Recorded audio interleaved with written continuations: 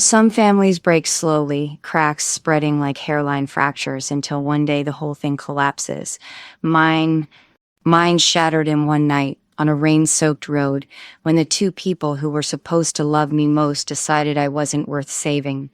They called me their greatest burden, but they didn't know they were creating their worst nightmare. Before I tell you how betrayal turned me into something stronger than they ever imagined, let me ask, have you ever felt discarded, underestimated, written off, like you didn't matter?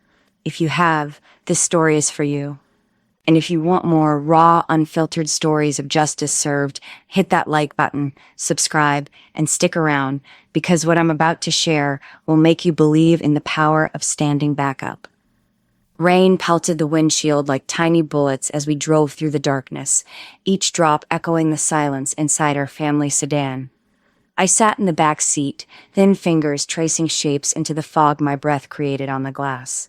Even through the haze of pain medication, I felt it. Something was wrong. The air inside the car wasn't the usual tired quiet of my parents avoiding conversation.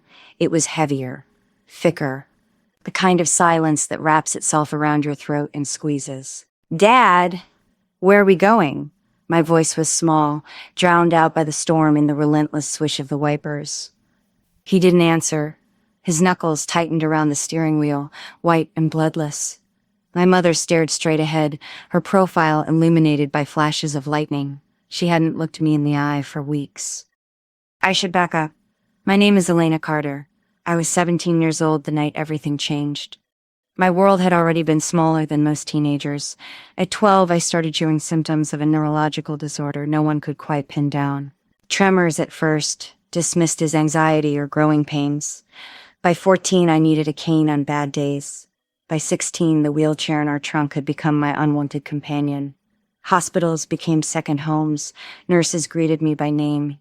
And every pill, every specialist, every test drained my parents' savings a little more. They called it sacrifice. But to them, I slowly became something else. Too expensive. Too inconvenient. "We're almost there," my father finally said, his voice flat and foreign. The car slowed, turning onto a country road I didn't recognize. Trees loomed on either side, their branches clawing at the night sky like skeletal fingers. My chest tightened. "Mom, I think I need my next dose early. The pain's bad and the tremors." "You'll be fine." Her words sliced through the air, cold and sharp. Memories flashed unbidden. Her smile on my 8th birthday, when she baked me a cake covered in rainbow sprinkles. My dad lifting me onto his shoulders, declaring me the tallest 8-year-old in the county. My older brother Marcus, 9 years older, handing me a bracelet he'd braided himself, promising to add another thread each year. That bracelet still sat in my drawer at home, unfinished. Marcus had disappeared when I was 8, after a fight with Dad that rattled the walls. No one ever told me where he went. The car jolted to a stop. We were on the shoulder of a deserted stretch of road. No houses, no streetlights. Just rain, mud, and the occasional grumble of thunder. Dad turned off the engine. "Get out." I laughed nervously. "What? Dad, it's pouring. This isn't funny." "Get out."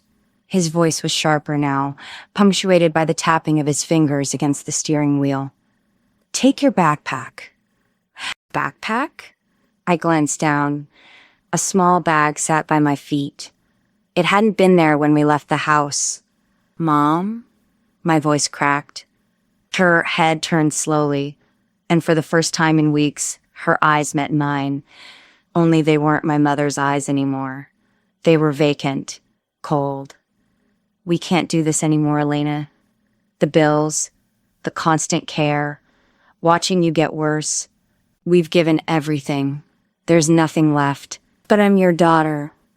My words were barely a whisper, drowned out by the rain hammering the roof. "You're a burden," my father said, not even turning around. His tone was flat, final. "We have no savings, no retirement, no life, and we can't keep carrying this." The words slammed into me harder than the storm outside. My chest heaved, panic clawing at me. "So what? You're leaving me here? In the middle of nowhere?" They didn't answer. The trunk popped open. A moment later, my father yanked my door open, rain pouring into the car. He grabbed my arm and dragged me out. My legs gave way instantly, weak and trembling, and I collapsed into the mud, pain exploding in my hip. "Please," I begged, clutching at his sleeve. "I'll do better. I'll be less trouble. Just don't." "It's not about what you do," he cut me off, shoving my backpack at me. "It's what you are, what you've become." The bag landed in a puddle, water soaking through instantly. I looked up at them, two strangers wearing my parents' faces. No tears, no hesitation, no regret. "Why?" The word ripped from my throat. Neither answered. They turned back to the car, slammed the doors, and the engine roared to life. I lay there, shivering, soaked, staring as the red taillights disappeared into the storm. The tremors hit harder, shaking my limbs uncontrollably. Crawling toward the ditch was all I could manage, my palms sinking into cold mud. A truck passed once, slowing just enough that hope flared in my chest, then sped away, leaving me choking on exhaust fumes and rainwater. This can't be real, I thought. This has to be a nightmare. But the sting of icy rain, the taste of mud, the way my body ached and refused to obey me, that was all too real. I don't know how long I lay there, slipping in and out of consciousness. Minutes, hours, time dissolved in the storm. Then, through the blur, headlights appeared. Not racing by this time stationary, gemmed. A car had parked some distance away. The door opened. Footsteps splashed closer. Fear jolted through me. Was this someone worse? A predator waiting for strays like me? Then, a voice. Low, familiar. "Elena!" A shadow crouched beside me, shielding me from the rain. Strong arms lifted me, pulling me against a warm chest. "You're safe now. I promise." The voice cut through the fog of pain and fear, familiar in a way that made my heart ache. "Marcus!" My lips barely formed the name before blackness claimed me. When I woke up, the world smelled like wood smoke and soap. The soft crackle of a fire replaced the roar of the storm, and instead of mud clinging to my skin, I felt clean sheets tucked around me. For a moment, I thought I had dreamed everything. The rain, the mud, the taillights fading into the night. Then I saw him. Marcus. My brother, sitting in a battered armchair beside the bed. His hair longer than I remembered, streaked with gray that shouldn't have been there yet. He looked tired. No, more than tired. Worn. Like life had taken a blade to him and carved out pieces I couldn't see. "You're awake," he said softly, his voice rough, almost hesitant. I pushed myself up, wincing as pain shot through my hips and back. "Marcus, where... You're at my cabin." He reached forward, steadying me. His hands were warm, calloused. Hands that had worked, fought, survived. Tears burned my eyes. They left me. My throat closed up. He nodded slowly, jaw tightening. "I know. I saw." The floodgates opened then, I sobbed, shoulders shaking. The kind of cry that comes from deep inside, where all the unsaid words live. I begged him. I told them I'd do better. And they called me a burden. And Marcus's arms wrapped around me, pulling me against his chest, like he had when I was a little girl and nightmares kept me up. "You were never a burden. Do you hear me? Never." But his voice cracked, and I knew it wasn't just my heart breaking. His was too. Over the next few days, I learned pieces of the truth. Marcus had left 9 years ago after a brutal fight with Dad. He'd wanted to protect me, to get me out of the toxic house. But he was young, broke, and Dad had threatened him with police if he tried. "They said I abandoned you," he admitted one night as we ate soup by the fire. "But I never did. I kept tabs from a distance. When I saw their car on that road in the storm, something in my gut told me to follow. And thank God I did." I stared into my bowl, appetite gone. "So they were really going to leave me there?" To die? Marcus's jaw clenched. Yes, and they'll answer for it. But at that moment, I couldn't imagine revenge. I could barely imagine breathing. The nights were the worst. Every time I closed my eyes, I was back in the storm. My father's voice echoing, "You're a burden." My mother's vacant eyes, the weight of mud pulling me down. I'd wake up drenched in sweat, hands trembling, chest heaving like I'd run miles. Marcus would sit by my bed, murmuring, "It's okay, Lena. You're safe. You're here." But safety felt like an illusion. If your parents could abandon you, then who in this world could you really trust? The physical pain was bad too. My disorder flared from the trauma. My legs barely supported me, tremors rippled through my arms without warning. But it wasn't just my body that felt broken, it was my spirit. Days blurred into weeks. Marcus cooked, cleaned, fixed up the cabin so I could move around more easily. He even carried me outside so I could feel the sun again. But the silence between us sometimes said more than words. We were both haunted. One afternoon, I caught him chopping wood with a fury that scared me. His axe slammed into the log again and again until splinters flew. When he noticed me watching, he froze, shoulders heaving. "They don't deserve you," he muttered. They never did. Despite his care, the bitterness inside me grew. I replayed every moment of that night, dissecting it. The way Dad wouldn't look at me. The way Mom said, "We can't do this anymore." The casual cruelty of packing a bag like I was trash left on the curb. And then, the phrase, "You're a burden." It echoed in everything. When I struggled to lift a glass of water, when I needed Marcus's help to get down the porch steps, when tremors made me spill soup on the table. A burden. I hated that they had planted the word in me like a weed that strangled everything else. The turning point came one morning when Marcus took me into town for a checkup with a local doctor. As he pushed my wheelchair down the clinic hallway, whispers followed us. "That's Elena Carter, isn't it? Poor thing. Did you hear what her parents did? Unthinkable. She's better off without them."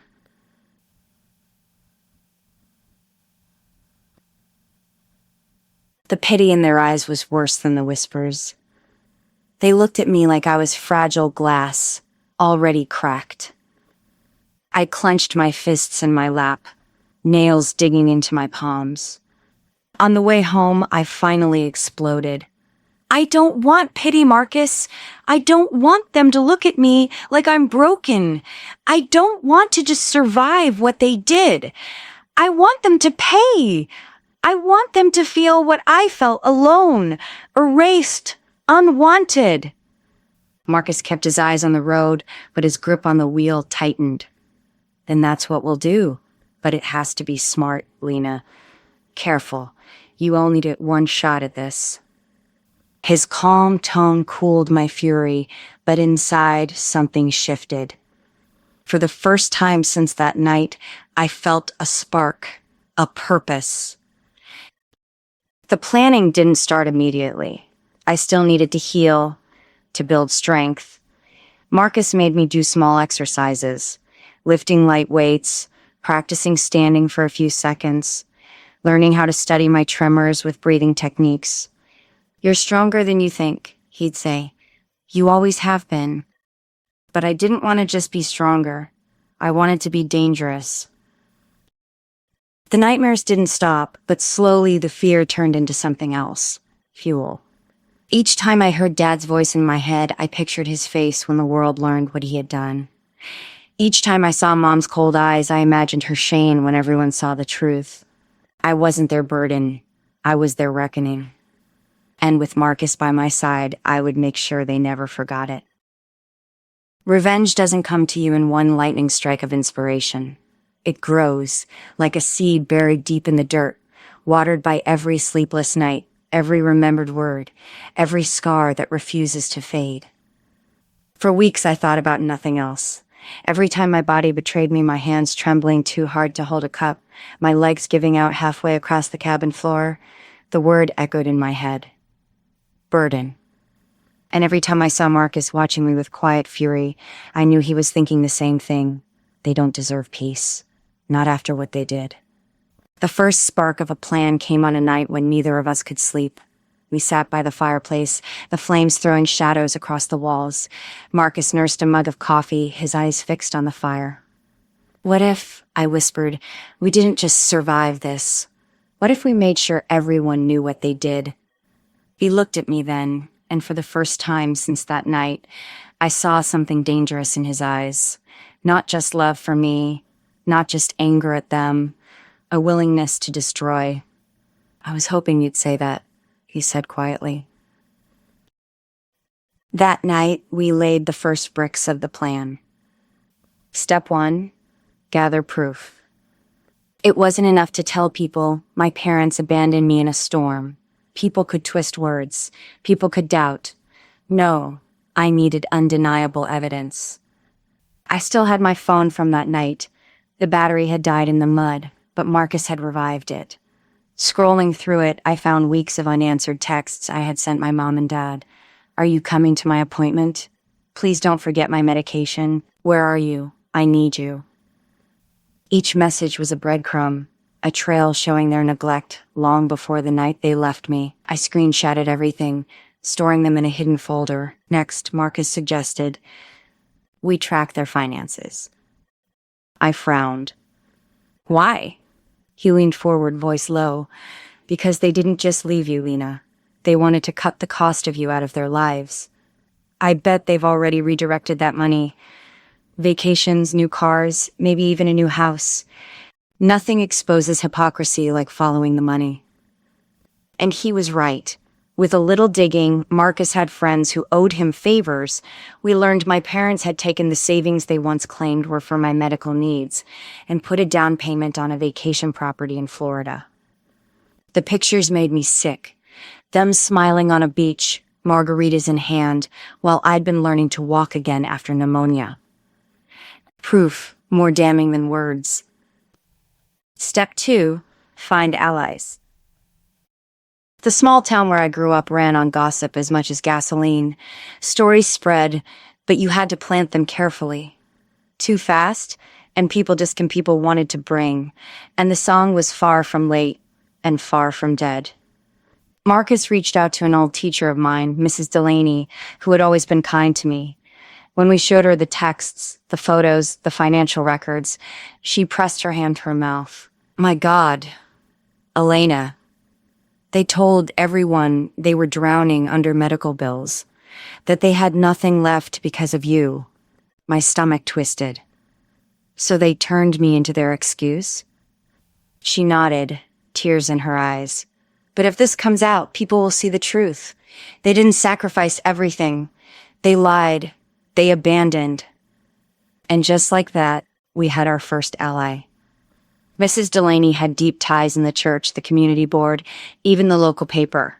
She would become our whisperer, the one to plant seeds without people knowing where they came from. Step 3, pick the stage. "Revenge," Marcus said, "is theater. And every theater needs the perfect stage. For us, that stage presented itself in the form of my parents' 25th wedding anniversary. They had rented out the same church hall where I'd once performed in school plays, where they had held fundraisers for my care.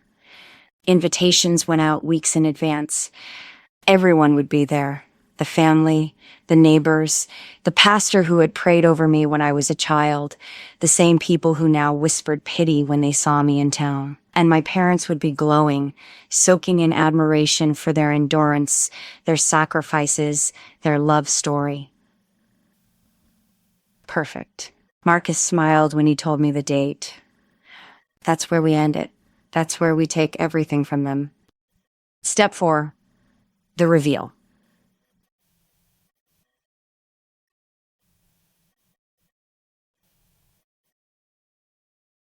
We couldn't just confront them.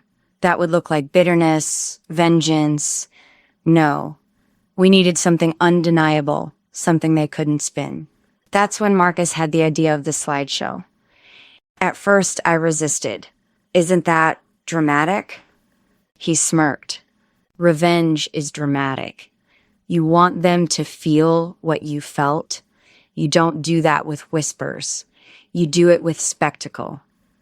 So we built it together.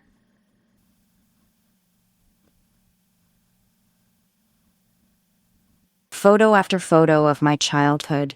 Hospital visits where they smiled for the camera while my body trembled in bed. Screenshots of my unanswered texts.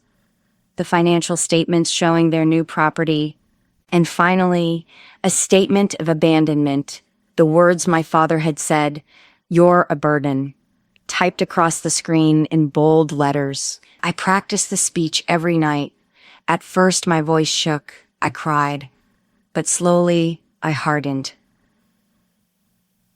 By the 10th time, the tears were gone. My voice was steel. My parents told everyone I was their sacrifice, that they gave up everything for me. The truth is, they didn't just abandon me emotionally, they abandoned me physically. On a stormy road, in the middle of nowhere, they left their daughter to die. And then they used the money meant for my survival to build their new life. Every word felt like a blade I'd been sharpening for months. The hardest part wasn't planning, it was patience. Every day leading up to the anniversary, I had to see their posts online, photos of them holding hands at sunset, captions about true love weathering every storm. Each one was a dagger, but instead of bleeding, I stored the pain, fed it to the fire inside me. Because I knew something they didn't. The storm wasn't over. It was just gathering strength. The week before the anniversary, I had my final nightmare. Only this time, it was different. In the dream, I was lying in the mud again, rain blinding me, tail lights fading into the dark. But when I crawled out of the ditch, I wasn't weak.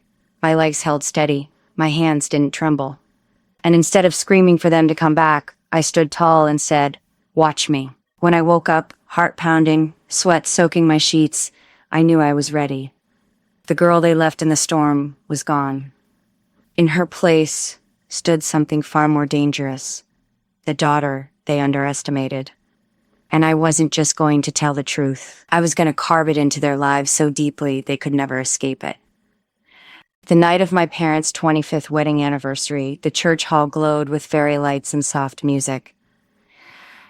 Round tables draped in white cloths, silver centerpieces flickering with candles, and a buffet spread that looked like something out of a catering magazine. The air buzzed with chatter.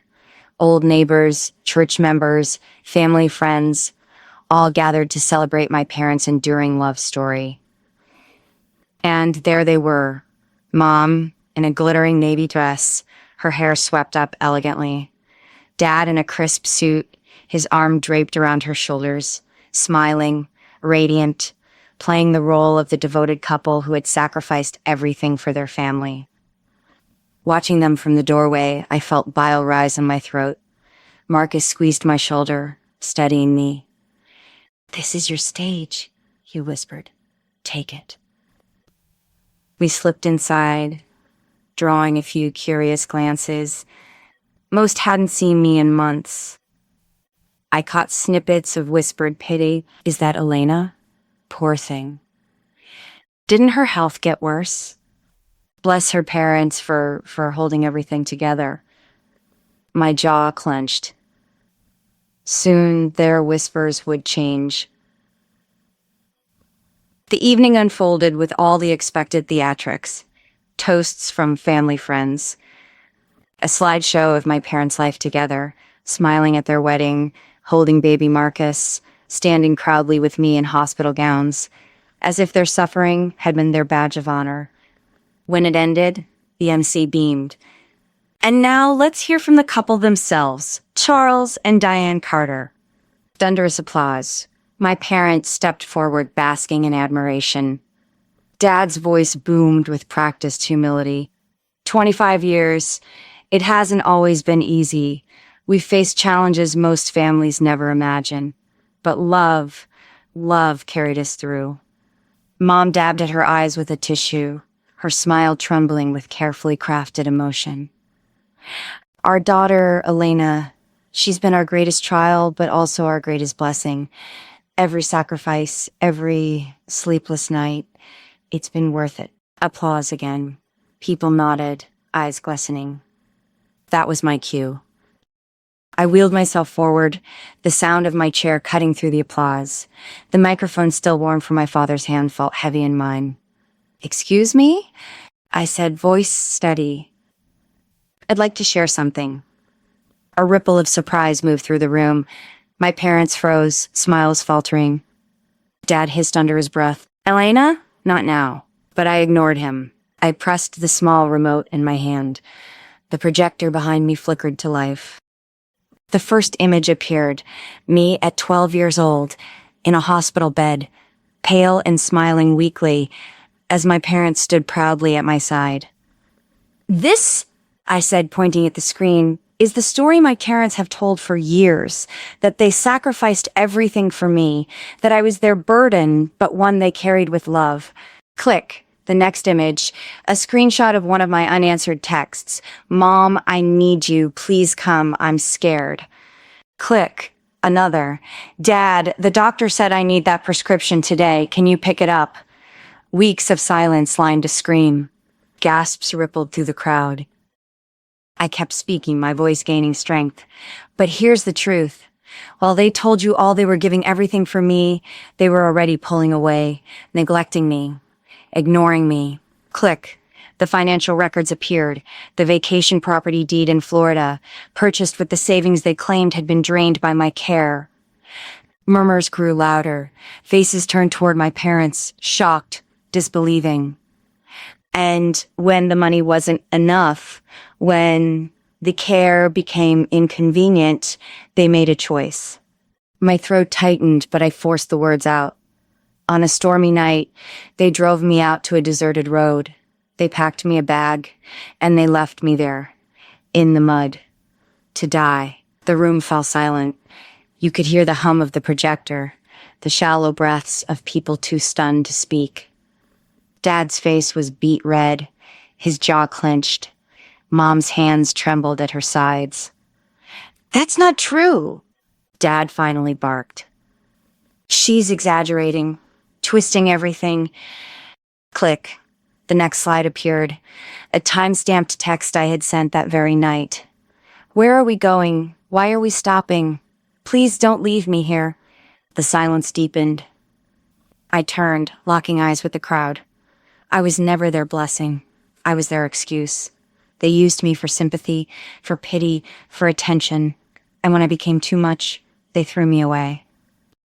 Mrs. Delaney, sitting near the front, stood.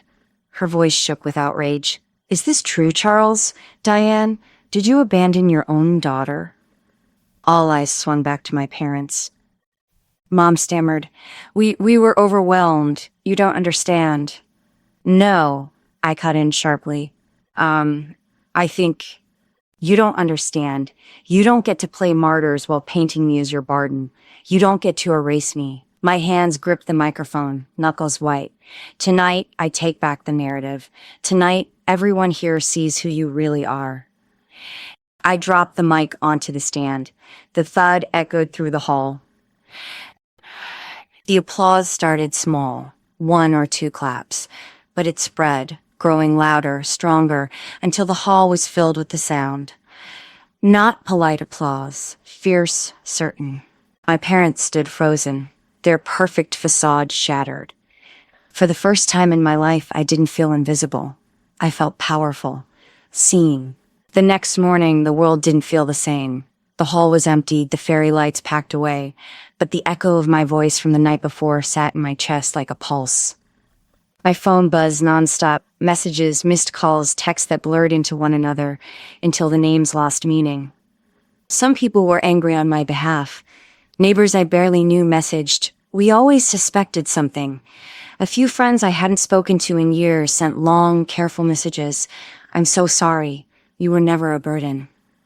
Those notes felt like salves. But not all of it was relief. There was a different kind of noise, the kind that bets. My mother called, her voice thin and brittle. "What have you done, Alina? You humiliated us.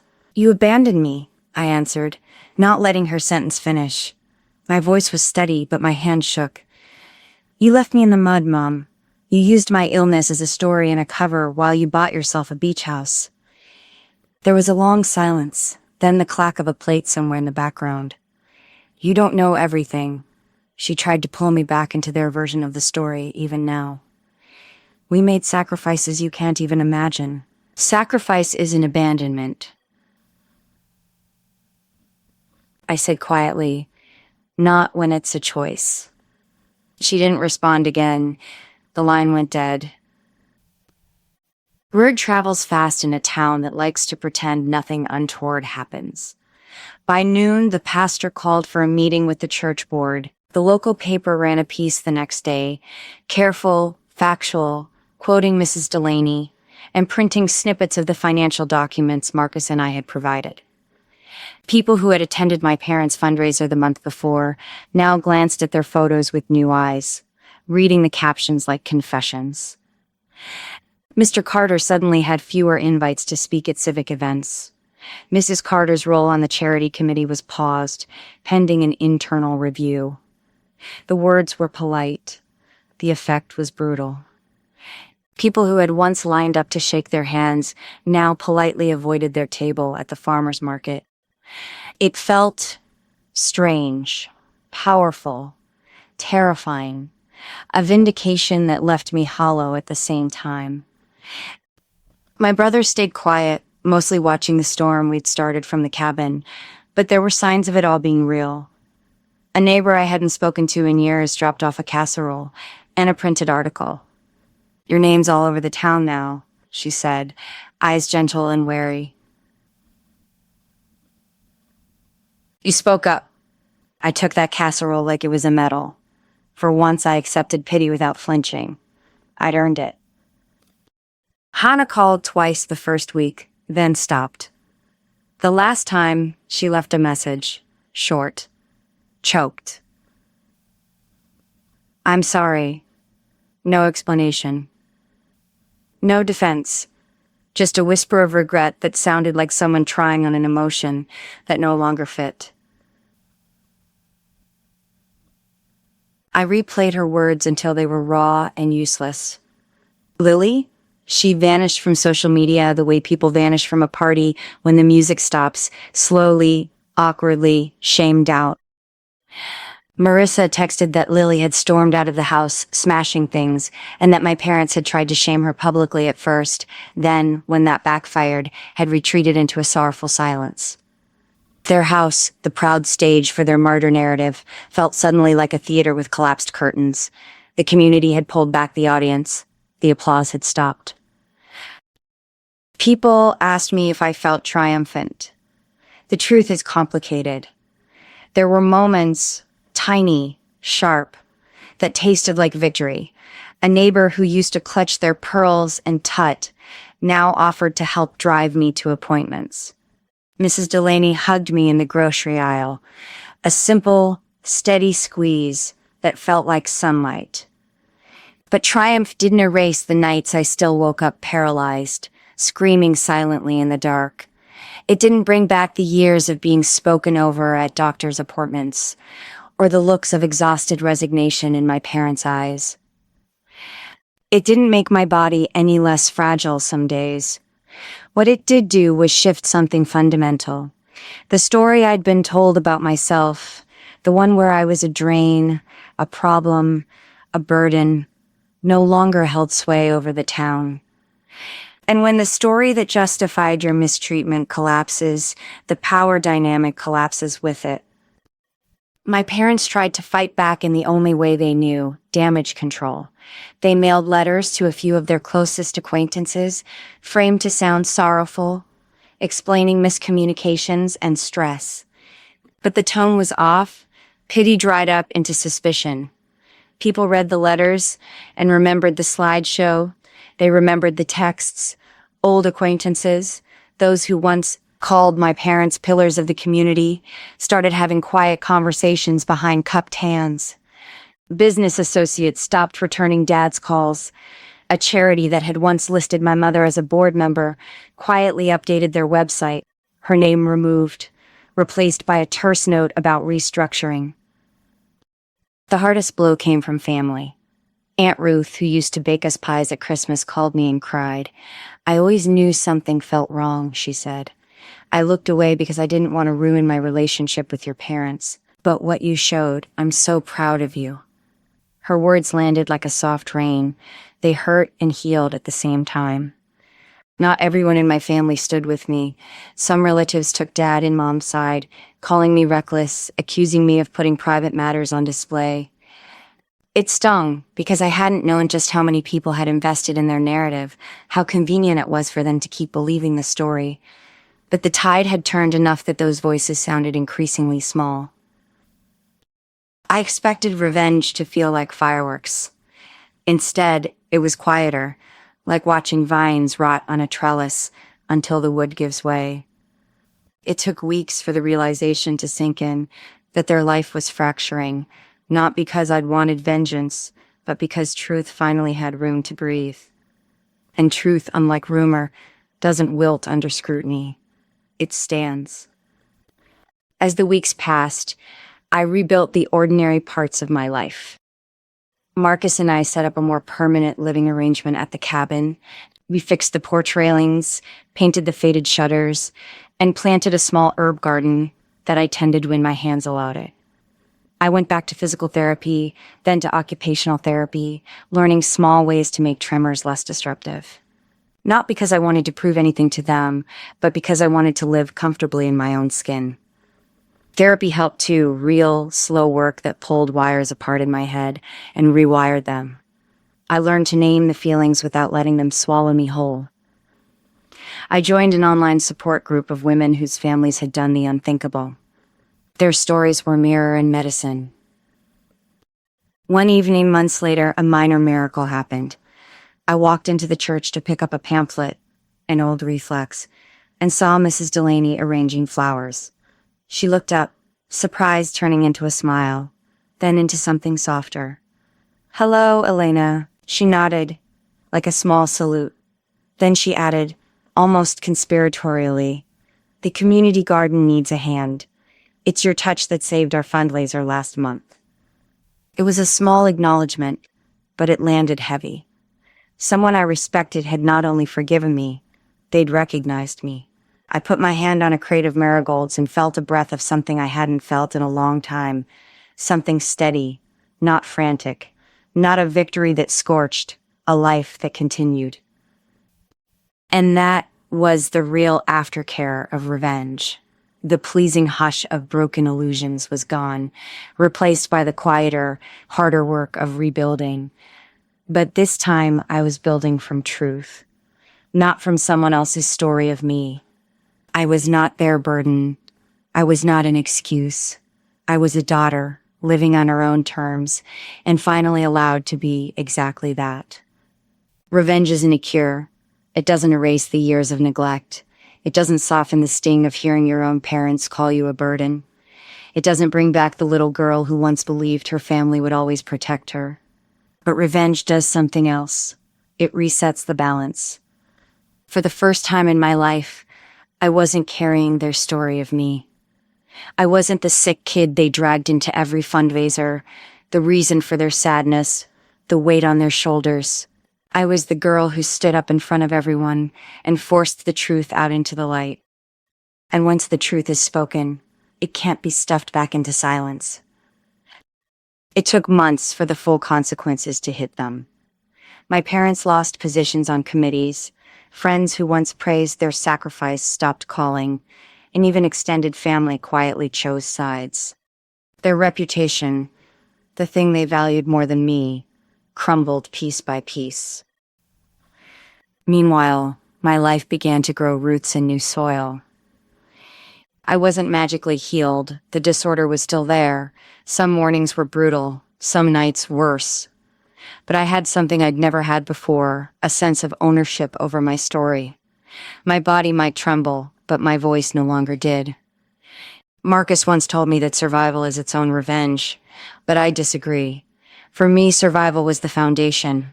Revenge was the moment I proved to them, and to myself, that I was never a burden. that their attempt to erase me only made me louder. I think about that night sometimes. The rain, the mud, the taillights disappearing. I used to see it as the night my life ended. Now, I see it as the night I was reborn. Because they didn't just abandon me, they freed me. And the woman I've become, she's someone they'll never be able to silence again. So tell me, what would you have done if you were in my place? Would you have stayed quiet, kept the family secrets, let them go on shining in public while you carried the truth alone? Or would you have stood up, like I did, and made them face the storm they created? If this story struck a chord with you, if you've ever been underestimated, discarded, or told you were too much, then you already know why I couldn't stay silent. Hit that like button if you believe no one deserves to be erased. Subscribe if you want more real, raw stories of betrayal and justice, because this channel is where we don't just tell stories, we reclaim them. And I want to hear from you. Drop your thoughts in the comments. Tell me if you've ever been called a burden or made to feel like one, and how you rose above it, because your story deserves to be heard too. Remember, revenge doesn't always mean destruction. Sometimes it means standing so firmly in your truth that the lies fall apart on their own. And that's exactly what I did.